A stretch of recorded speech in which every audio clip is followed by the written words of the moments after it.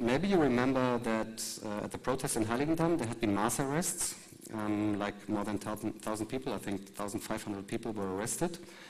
And this is also a standard that was elaborated in the paper, so they recommend to make mass arrests.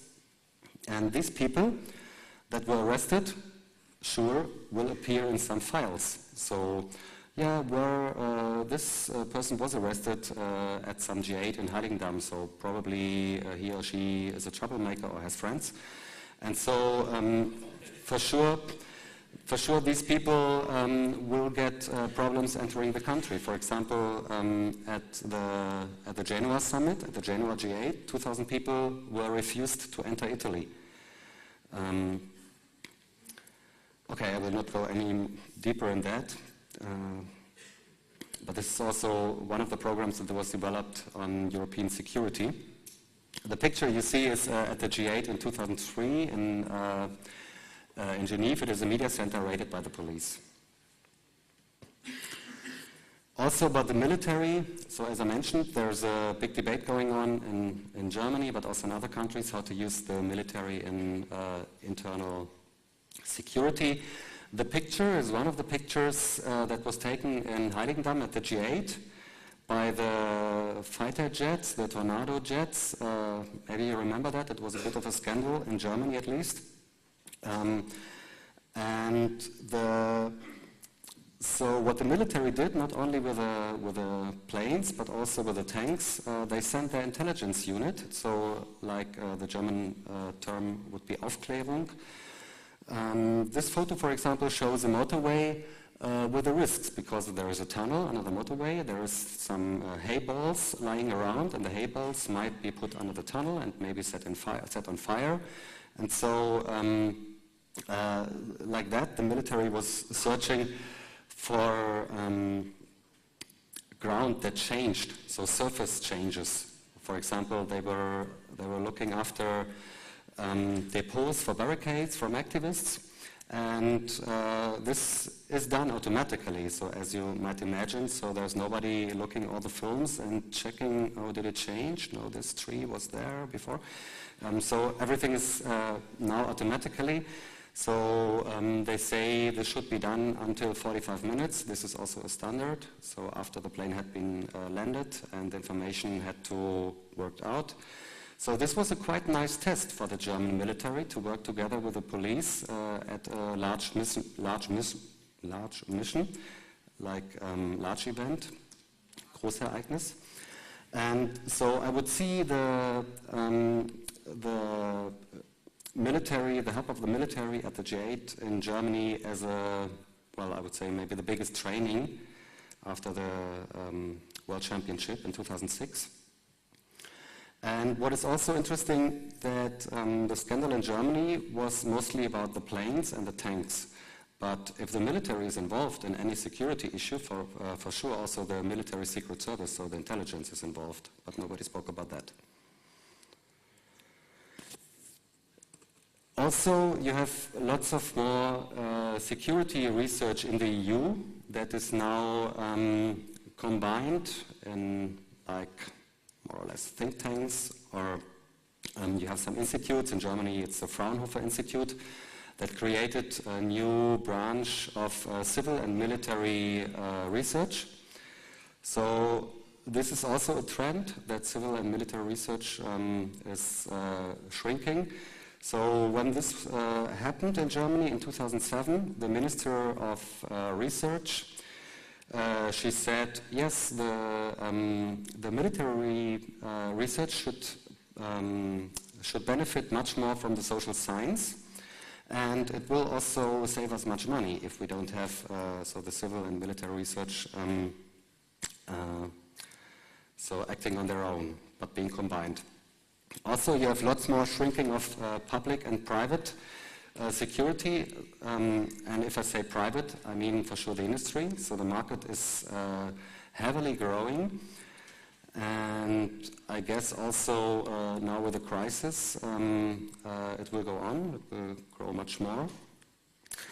And this is also something very interesting. I mentioned the European Police Conference that is happening every year in Berlin at this place.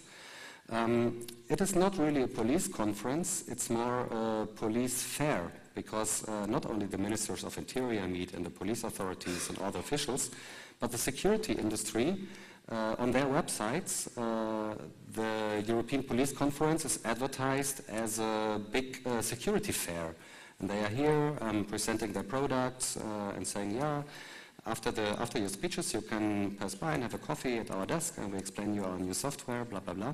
So there's much more working together. Also, for example, at this Fraunhofer Forschungsverbund, how to explain that? Research unit, the security industry is involved. So the biggest German industry, like ERDS, for example, but also the BKA, which is the federal police. And, as I mentioned, the combining of technology and social science in the research aspect. I mentioned the Future Group. This it is. It was initiated by Wolfgang Schäuble, the German Minister of Interior, and Franco Frattini. It was created in 2007 also. The important thing is there was no request to install them, so nobody asked them. So there is no official document. You find nothing about that in the EU structures. So it was really like a personal decision that everybody liked, for sure. And so this Future Group tries to develop our security for the future. And the Future Group is now discussing about the next 5 years plan on inner security. So currently we are running under the Den Haag program, but the Den Haag program will end in 2009.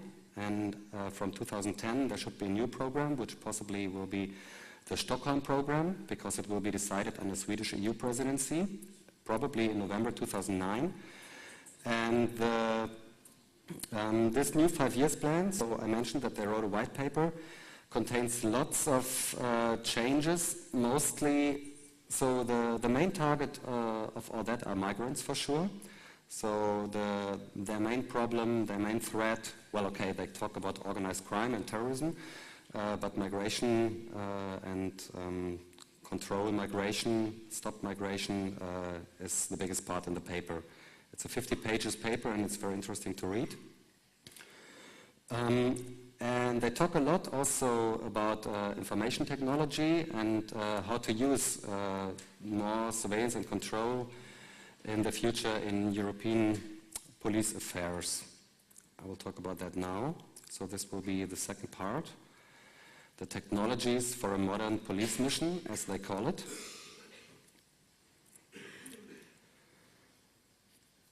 This quote is also from the European Police Conference 2007.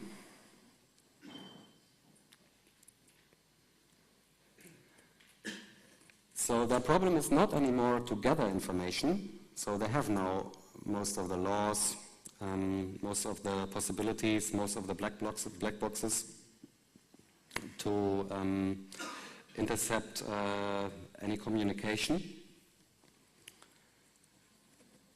unless this guy from the security industry says, okay, some conditions need to be changed anyway.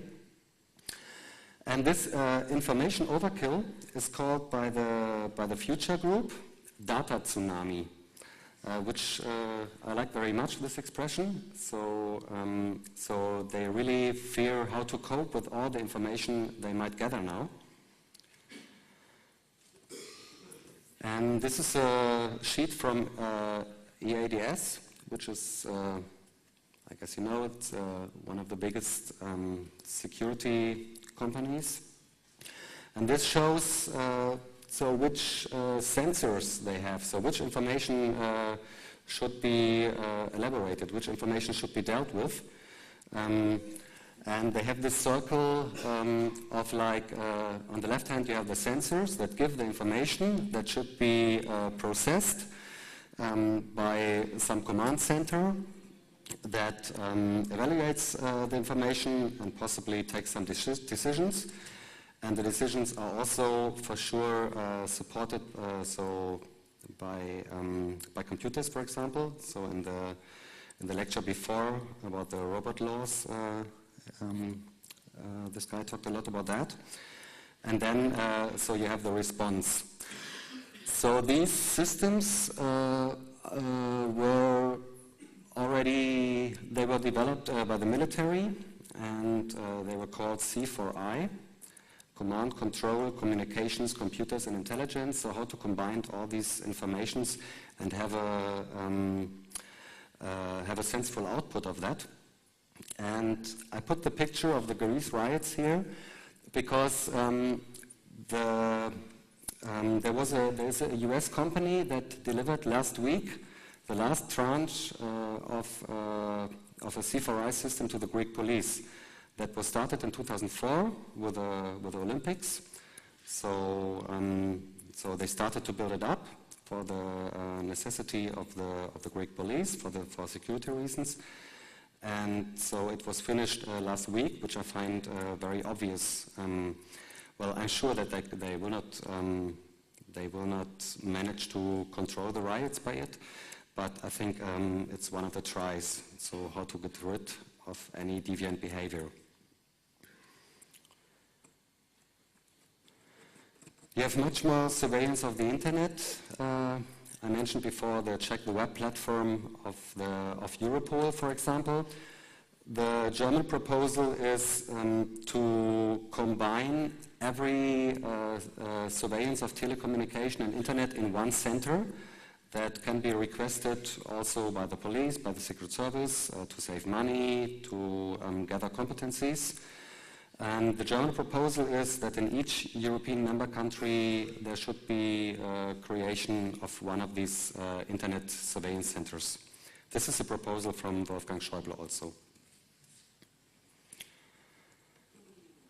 Also, you have the usage of satellites, which are for sure also not only used by the military, so in the units that are created like for the research and install and using also the police, the federal German police, the BKA is involved. So the BKA is also very interested in satellite pictures. And it is interesting because the resolution is now down to 50 centimeters. So with the satellites you might now see if there is a dustbin or not somewhere, or if there is something that is half a meter of size. So if anything changed in the surface. So for example, before I mentioned the military help of the airplanes, of the Tornados that were trying to detect any change in the surface. This could be done also by satellites, so much more discreet for sure with a new generation of satellites. Also Frontex is using it. So this, I don't know, probably you cannot read it from the back, but this is a sheet from a Frontex brochure. So they want to use satellites for maritime control, so different types of satellites. And one very interesting is the third from the left, which is optical monitoring of suspicious behavior.